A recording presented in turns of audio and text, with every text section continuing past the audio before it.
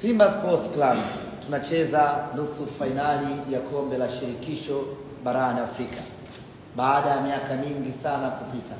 Mara ya mwisho Simba kucheza hatua ya nusu fainali ni mwaka 1993.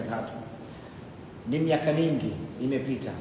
Baada ya jaribu nenda na rudi, hatimaye mnyama amerejea tena kwenye hatua ya nusu fainali.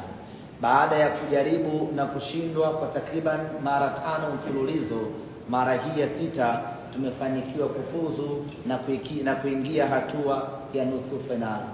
Sisi Simba Sports Club, kuanzia bodi ya wakurugenzi, management pamoja na mashabiki, tunayo furaha kubwa mno kufanikiwa kuingia hatua ya nusu fainali. Hii ni hatua muhimu sana kwetu kwa sababu inaongeza profile ya klabu yetu, inakuza profile ya klabu yetu. Nyote mmeona baada ya Simba kufanikiwa kuingia hatua nusu finali, tumepanda viwango vya ubora vya CAF kutoka nafasi ya 7 mpaka nafasi ya 4 hivi sasa.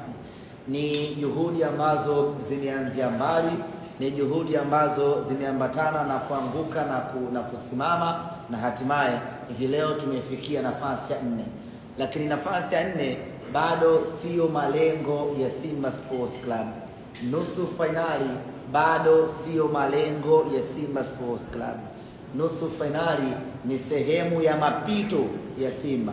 Nafasi ya 4 ni sehemu ya mapito ya Simba Sports. Tunaitamani sana nafasi ya kwanza Afrika. Inawezekana ikawa ngumu kutokana na yule ambaye anashikilia nafasi hiyo hivi sasa, kwa maana Al Ahly, lakini lazima tujaribu kumsogelea. Kwenye kujaribu kumsogelea, maana yake tunaweza tukafika nafasi ya 2, tukafika nafasi ya 3, na kazi hiyo inaanza tarehe 20 ya mwezi huu wa 4 katika dimba la Amani.